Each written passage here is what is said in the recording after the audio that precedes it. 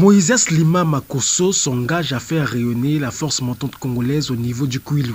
Ce dernier l'a fait savoir à l'issue de son élection à la tête de la fédération Kouilou de la FMC par le biais d'une assemblée générale élective. Je prends l'engagement de ne ménager aucun effort en vue de rendre rayonnante la FMC Kouilou, surtout avec vos conseils et orientations précieuses.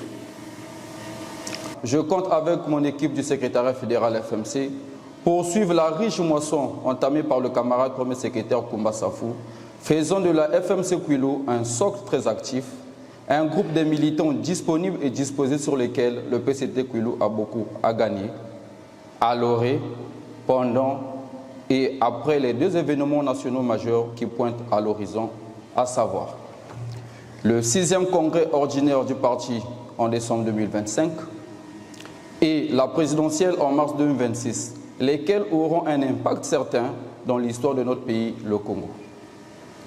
Cette assemblée générale élective s'est tenue sous le patronage du premier secrétaire de cette union catégorielle du PCT. Vadim Ostinvuba a donc profité de la circonstance pour appeler la nouvelle équipe dirigeante à plus d'engagement et d'actions concertées en vue de contribuer à l'atteinte des objectifs fixés par la hiérarchie, notamment les préparatifs en vue de l'élection présidentielle de mars 2026. Je vous appelle à l'engagement.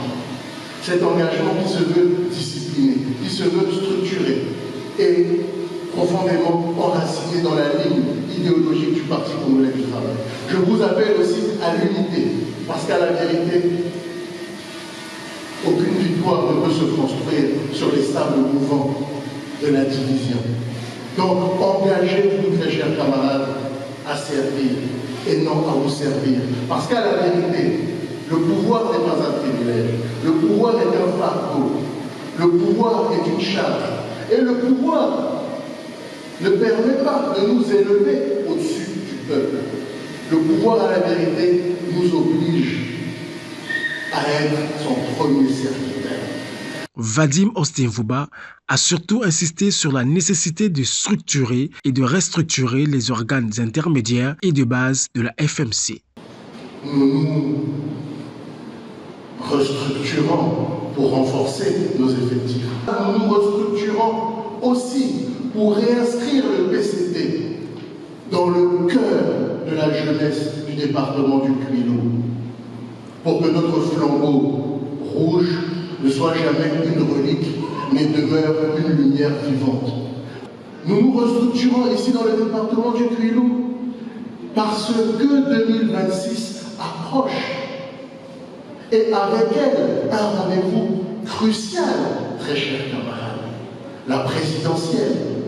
Un rendez-vous où chaque voix comptera.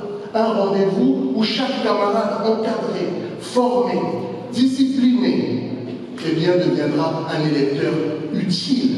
Autrement dit, cet artisan, l'artisan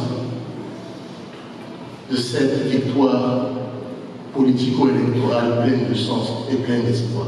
Le décor étant désormais planté, l'heure est donc aux résultats pour la FMC Kouilou.